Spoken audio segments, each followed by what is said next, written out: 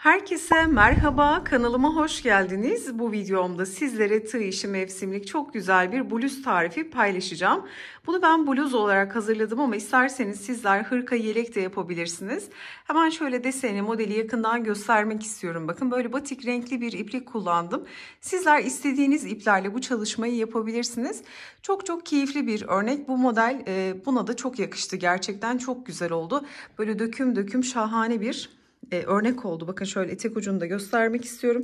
Sadece burada bir kenar örneği gittik. Yine aynı modelden oluşan çok güzel bir görüntü oluşturdu. Tabii sizler bunu daha uzun yapabilirsiniz.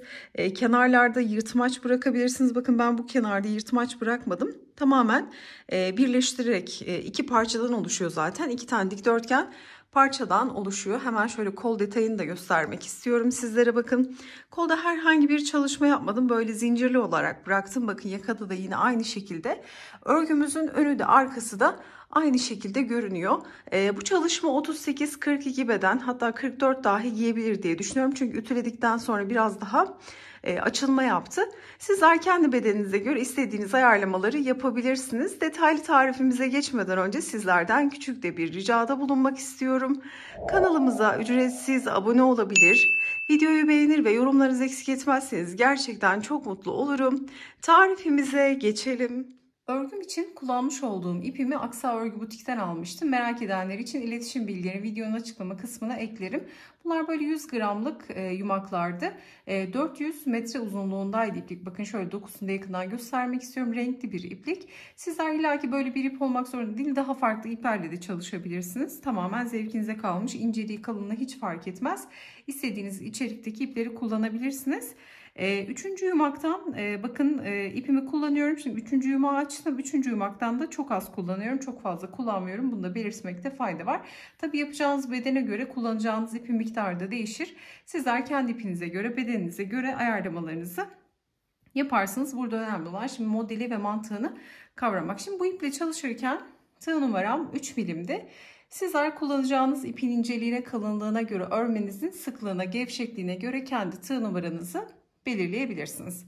Şimdi burada farklı bir iple, koton bir iple modeli sizlere tarif ediyor olacağım. Çok kolay bir örnek. Şimdi kilit zincirimizden sonra yapacağımız uzunluğa göre burada zincirlerimizi fazla çekeceğiz. Çünkü modeli ilk sırada kuruyoruz. Zincir saymakla hiç vakit kaybetmeyeceğiz. Artan zincirimiz olursa keserek ya da sökerek çıkartabiliriz. Şimdi burada bir miktar şöyle fazla zincirlerimizi çekelim. Bakın göz kararı yeteri kadar zincirimi çektim. Şimdi zincirin düz kısmını değil, tersini çeviriyorum. Şu arkada bulunan kesik çizgileri kullanarak örgümüze başlayacağız. Tığıma doluyorum. Baştaki 1, 2, 3, 4, 5. zincire batıyorum. İlmek çıkardım. 3 ilmeğim var bakın. Tığıma doluyorum. İkisini birlikte. Tekrar doladım. İkisini birlikte örerek ikili trabzan hazırlıyorum. Şimdi 3 zincirle yukarı çıkıyorum. Tığıma doluyorum. Geriye doğru gelerek buradaki oluşturduğum yuvanın içerisine batıyorum. İlmek çıkardım. İkili trabzan örüyorum. Doluyorum. Aynı boşluğa geliyorum. Tekrar bir ikili trabzan örüyorum. Tekrar doladım. Aynı boşluğa bir ikili trabzan daha örüyorum. Zincirden sonra 3 tane ikili trabzan ördük. Şimdi tığıma doluyorum. Alt kısımda 1, 2, 3. 4. zincire batıyorum. Bakın 3 zincir bıraktım. 4. zincire battım. İlmek çıkardım. Tekrar ikili trabzan. Bakın şöyle bir görüntümüz var. İkili trabzandan sonra 1, 2, 3 zincir. Tığıma doluyorum. Geriye doğru giderek buraya hemen 3 tane ikili trabzan örüyorum. 1, 2 ve 3. Bu aşamada eğer çok hızlı ördüğümü düşünüyorsanız videoyu yavaşlatabilir ya da tam tersi hızlandırarak da seyredebilirsiniz. 3 tane trabzandan sonra tığıma doladım. Hemen sıradaki zincirden sayıyorum. 1, 2, 3, 4. zincirin içerisine batıp ikili trabzan, 3 zincir çekiyorum. Tığıma doluyorum ve geriye doğru giderek oluşturduğum boşluğa bakın. Buradaki üçgenli noktaya hemen 3 tane ikili trabzan örüyorum. 1, 2 ve 3. Model bu şekilde devam edecek bakın. Hep böyle ilerleyerek modeli büyütüyoruz. Şimdi buradaki çalışmada 62 tane model kurdum. Burada şimdi 1, 2, 3 model kurduk. Burada ise 62 model kurdum. 62 model bana 90 santim uzunluğunu verdi. Sonrasında 2, 4, 6, 8, 10, 12, 13 sıra tekrar ettim modeli. 13 sıra modelde bana 26 santim ölçüsünü verdi. Hiç ütülemeden santim olarak aldığım ölçü bu. Tabi sizler daha farklı ipler kullanırsanız kendi ipinize istediğiniz bedene göre ayarlamanızı yapabilirsiniz. Bu parçadan 2 tane örüyoruz. Bir parçanın ölçüsü bu şekilde. Yani 2 parça birleştiği zaman bedeninize göre ayarlayacak şekilde ölçülendirmenizi yapabilirsiniz. Şimdi sıramızı tamamlayalım. Bakın modeli bu şekilde uzatıyoruz. Şimdi 3 tane model anlatmak yeterli olsun. Dediğim gibi büyük parçada 62 tane model uygulamıştım. Şimdi tığıma doluyorum. Yine 1, 2, 3, 4. zincire batıp ilmek çıkarıp ikili trabzanla sıramı tamamlıyorum. Sıra bu şekilde bitiyor. Her defasında 5 zincirle dönüş yapacağız. 1, 2, 3, 4, 5. Burası hiç değişmeyecek. Hep 5 zincir çekerek dönüşlerimizi sağlayacağız. Çevirdik örgümüzü. Şimdi modelin sivri noktası bakın. 3 trabzan burada, 3 zincirlik boşluk burada. Hemen zincir ve trabzan arasındaki boşluğa batacağım. Direkt batıyorum. İlmek çıkardım. Sık iğne örüyorum. Arada 3 zincir var. 1, 2, 3. Hemen bir sonraki modelin bakın 3 zincirlik geniş boşluğuna batıyorum. Sık iğne. Aralarda 3 zincir var. Başlarken 5 zincirle başlıyoruz. Ortalar hep 3 zincirden oluşuyor. 1, 2, 3. Son modelinde bakın 3 zincirlik ve trabzan boşluğuna batıp sık iğnemi örüyorum. Burada bitirirken 2 zincir. 1, 2, tığıma doluyorum. Sadece bu sıraya has. Hemen bakın şu trabzanları ördüm. Şurada trabzan var. Hemen bir sonraki gelen zincir. Hemen şuradaki zincire batıyorum, ilmek çıkardım, ikili trabzan örüyorum. Köşe olduğu için bakın düzgün bir bitiş yapmak için buraya battım. Sonraki sıralarda 1, 2, 3. zincire batarak bitişleri sağlayacağız. Şimdi yaptığımızda daha rahat anlaşılacak. Şimdi tekrar 5 zincir. 1, 2, 3, 4, 5. Hep 5 zincirle dönüyoruz demiştik. Örgümüzü çevirdik. Şimdi tığıma doluyorum. Bir sıra, bakın model 2 sıradan oluşuyor. Bir sıra trabzanlı sıra, bir sıra zincirli sıra. Şimdi artık 5 zincirden sonra tığıma doluyorum. Gelen ilk sık iğnenin hemen tepesine batıyorum. İkili trabzan örüyorum. İlk yuvamı oluşturdum. Şimdi 3 zincir çekip tığıma doluyorum. Geriye doğru giderek bakın hemen buradaki yuvaya 3 tane trabzan örüyorum. 1, 2 ve 3. 3 trabzanımı ördüm. Sonra direkt tığıma doluyorum. Bakın hiç arada zincir yok trabzanlar sırasında. Trabzandan sonra tığıma doladım. Bir sonraki sık iğne boşluğuna batıyorum. Hemen modelin üzerindeki sık iğneye batıp tekrar aynı modeli uyguluyorum. Önce trabzanımı ördüm. 1, 2, 3 zincir. Tığıma doluyorum. Bakın yine geriye doğru giderek boşluğumun içerisine 3 tane trabzan örüyorum. 1, 2 ve 3. Tığıma doladım. Bir sonraki sık iğneye bir tane trabzan, sonra 3 zincir, tığıma dolayarak geriye doğru gidip 3 tane trabzanımı dolduruyorum. Model çok kolay. Mantığını kavradıktan sonra istediğiniz şekilde çalışabilirsiniz. Bakın 3 modeli yine aynı şekilde uyguladık. Şimdi trabzandan sonra direkt tığıma doluyorum. Şimdi şurada 5 tane zincirimiz vardı bakın bitişte. Ne yapıyorum? 1, 2, 3. zincire her defasında 3. zincire batacağız. 1, 2, 3. zincir şurası, karıştırmayalım. Bakın 1, 2, 3. zincire batıp ikili trabzanla sıramı sonlandırıyorum. Bakın bu şekilde sıramızı bitirdik. Şimdi 5 zincir çekip 1, 2, 3, 4, 5 zincir çektim ve örgümü çevirdim. Şimdi hemen modelin tepesindeki zincirli boşluğa direkt batıyorum. Sık iğne. Ortalarda 3 zincir. 1, 2, 3. Hemen modelin tepesine batıyorum. Sık iğne.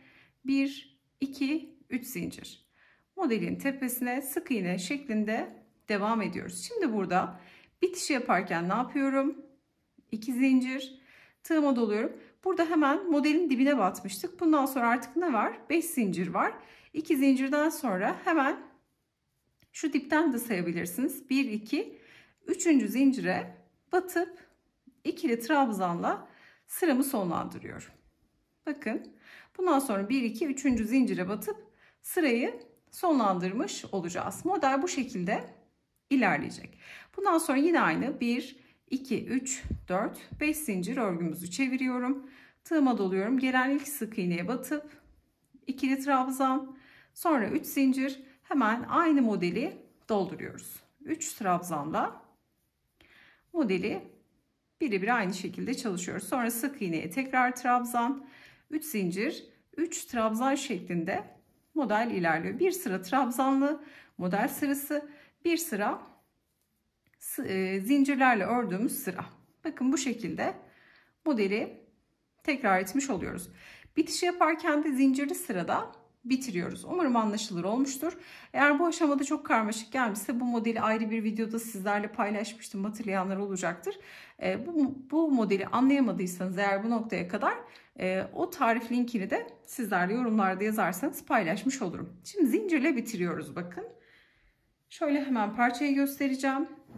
62 model uyguladım. 13 sıra boyunca ördüm. Şimdi model kısmını sayıyorum. Bakın şu trabzanlı kısımları saydığımda bu renkler de gerçekten şahane oldu. Özellikle böyle dikine çizgiler oluştu. Böyle batik bir iplikle.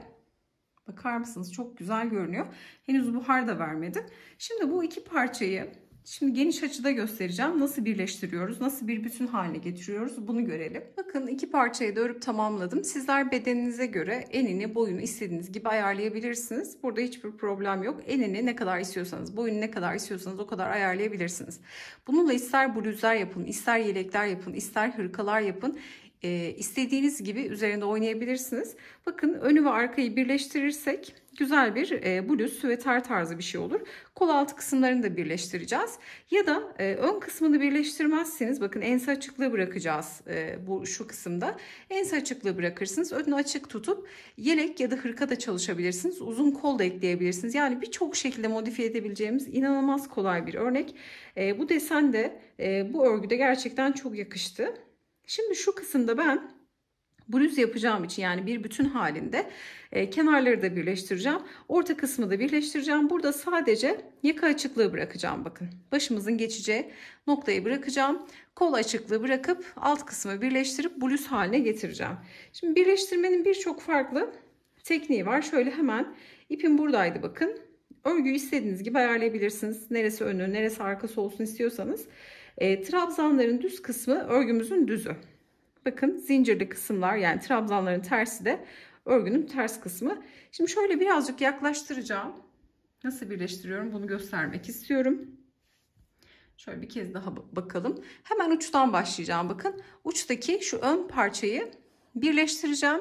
Yeteri kadar yaka açıklığı bırakıp ipi burada kopartacağım. Sonra diğer alt taraftan başlayıp tekrar yaka açıklığı arkada da bırakarak arkayı birleştireceğim. Aynı şekilde de kol altı kısmını da sizlere tarif etmiş olduğum gibi birleştirip kol açıklığı bırakıp bunlar da yaklaşık yani kol açıklığı 20-22 santim 23 santim de olabilir. Ne kadar istiyorsanız kendinize göre ayarlayabilirsiniz. Yakada yine yaka kısmını da ön ve arkayı ben eşit bırakacağım. İki tarafı da eşit yapacağım yaka açıklığını. Ne kadar istiyorsanız o kadar da bırakabilirsiniz. Şimdi hemen şöyle birleştirmeyi gösterelim. Trabzandan sonra zincirli kısım geliyor. Bakın son iki zinciri çekip trabzanı ördükten sonra burada 1, 2, 3 zinciri çekip şöyle ilmeğimi esnetiyorum. Hemen birleştireceğim parçanın. Bakın şöyle iki ucu birleştireceğim. Burada birleştirme mantığını kavradıktan sonra diğer noktaları da rahatlıkla birleştirmiş olacağız. Şimdi şu köşede birleştireceğim diğer parçanın köşesindeki zincirli noktaya batıyorum tığımla. Bakın tam köşeye batış yaptım. buradaki bıraktığım ilmeği tığımın ucuna alıp buradan geçiriyorum. Şimdi bu noktada şöyle 1, 2, 3 zincir çekiyorum. Kasarsa 4 zincir de çekebilirsiniz. Fazla gelirse 2 zincir de çekersiniz. Buradaki zincir sayınızı kendinize göre ayarlarsınız. Şimdi sık iğneye geliyorum. Hemen modelin üzerinde sık iğneler var bakın. Sık iğnenin üzerine geldim. İlmek çıkardım. Bekleyen ilmeğimden kaydırdım. Şimdi tekrar 3 zincir. 1, 2, 3. Hemen diğer modelin bakın hemen karşılığında gelen buradaki zincirli noktaları birleştirdik. Hemen ilk modelin sık iğnesine batıyorum tepesine. Buradan ilmek alıp bekleyen ilmekten geçiriyorum. Tekrar 1, 2, 3 zincir. Hemen diğer modelin sık iğnesinin tepesine battığım ilmek çıkarıp kaydırdım. 1, 2, 3 zincir. Bakın böyle zincirlerle zikzaklar yaparak bağlantı yapmış oluyoruz. Her bir modelin sık iğnesine karşılıklı batış yapıyoruz. Ve bu noktalardan bakın birleştiriyoruz. 1, 2, 3 zincir. Hemen bir sonraki modelin sık iğnesine batıyorum. İlmek çıkardım. Kaydırma yapıyorum. 1, 2, 3 zincir. Hemen diğer modelin bakın sık iğne boşluğuna batıyorum. Buradan ilmek alıp bekleyen ilmekten geçirdim. 1, 2, 3 zincir. Umarım anlaşılır olmuştur. Şimdi şöyle gösterdiğimde daha net görünecek. 1, 2, 3 zincir. Bakın şöyle zikzaklar yaparak umarım açıklayıcı olmuştur. Bu şekilde zikzaklar yaparak tarif etmiş olduğum gibi gövdeyi yani önü arkayı koltuk altını kol açıklığı bırakarak birleştirmiş oluyoruz. Şöyle geniş açıda da göstereceğim. Bu şekilde zikzaklar yaparak bağlantı yapacağız. Sizler etamin iğnesiyle birleştirebilirsiniz. Daha farklı birleştirmeler yapabilirsiniz. Sık iğne ile birleştirebilirsiniz. Bu tamamen zevkinize kalmış. Nasıl istiyorsanız o şekilde birleştirebilirsiniz. Şimdi önü arkayı kol altı kısmını isterseniz burada yırtmaç da bırakabilirsiniz. Kol açıklığında bırakıp birleştirmeyi tamamlayalım. Bir sonraki aşamaya birlikte devam edelim. Bakın size tarif etmiş olduğum gibi önü ve arka kısmı şöyle hemen çevireceğim. Tarif etmiş olduğum gibi birleştirdim. Burada 21 tane modeli birleştirdim. Önde de yine 21 tane modeli birleştirdim. Bu tarafta en son kaydırmayı yaptıktan sonra bir zincir çekip ipimi koparttım. Şimdi şu kısmı da göstermek istiyorum bakın. Şu kısım birazcık koyu ama şu açık tonda daha rahat anlaşılacaktır. Yine aynı şekilde uçta kaydırma yaparak başladım. Sonra bakın şuradaki zincirli noktalara trabzanlı çalıştığımız bakın zincirli noktalara batarak kenar kısmında şöyle göstermek istiyorum bakın. Birleştirerek burada da 18 tane modeli birleştirdim. 18. de bakın şöyle kaydırma yapıp bir zincir çekip ipimi koparttım. Bu ipleri sonradan gizleyeceğiz. Şimdi şöyle kol açıklığı ve yakanın ölçüsünü verelim bu aşamada. Tabii en son buhar ütüyle ütüleyeceğiz. Yine bir miktarda açılma olacak. Bunu da hesap ederek yapabiliriz. Bakın 20 santim kol açıklığı bıraktım. Yaka içinde hemen şöyle yaka içinse bir 16 santim yaka için açıklık benim için yeterli oldu. Şimdi sizler yapacağınız bedene göre bu değişebilir. Bu hazırlamış olduğum 38-40, 42 dahi rahatlıkla giyebilir. Sizler kendi bedeninize göre bu ayarlamaları yapabilirsiniz. Kol altında bakın tamamen uçtan başlayarak birleştirme yaptım. Burada yırtmaç bırakabilirsiniz ama şimdi bir kenar süslemesi yapacağız. Hemen bunu da göstermek istiyorum sizlere. Şöyle kenar kısmından başlayalım. Etek ucunda bir süsleme yapacağım. Hemen şöyle bir zincirle bir ilmek oluşturarak başlayalım. Tığıma doluyorum. Hemen şöyle ilmeğimi oluşturdum. Tığıma doladım. Hemen bakın şu kenar kısmından başlayabiliriz. Şöyle herhangi bir noktadan şuradan batalım. Şurası bana birazcık zayıf geldi. Hem burayı tutturalım. Zincire battığımız için. Battığım ilmek çıkardım. İkisini birlikte örüyorum. Kısa ipi de şöyle araya alalım. İkisini birlikte örerek direkt ikili trabzanla başlangıç yaptım. Direkt zincirle de başlangıcınızı yapabilirsiniz. Şimdi kenar süslemesinde ne yapıyorum? Şu kısa ipler kafamızı karıştırmasın. Bunları sonradan gizleriz. Şimdi tığıma doluyorum. Bakın şurada zincirli geçişler var. Hem zincirli noktalar var hem de modelin bağlandığı noktalar var. Biz hep şu kısımlara çalışacağız. Şimdi başlangıçta trabzan oluşturduktan sonra hemen şuradaki zincirli noktaya geçiyorum. Bakın trabzan örmüşüm buraya. Hemen bu boşluğa batıp önce bir tane ikili trabzan örüyorum. Bakın bir üçgen oluşturmuş olduk. Sonra 2 zincirle yukarı çıkıyorum. Modelin birebir aynısını uygulayacağız. Aslında sadece 2 zincir çekip tığımıza dolayarak geriye doğru gidiyorum. Bakın boşluğumuza batıyorum. İlmek çıkardım. 3 ilmek var. Doluyorum. Üçünü tek seferde topluyorum. Tekli trabzan yapıyorum. Doluyorum. Aynı boşluğa gelip ilmek çıkardım. Yine 3 ilmek var. Doluyorum. Üçünü tek seferde topluyorum.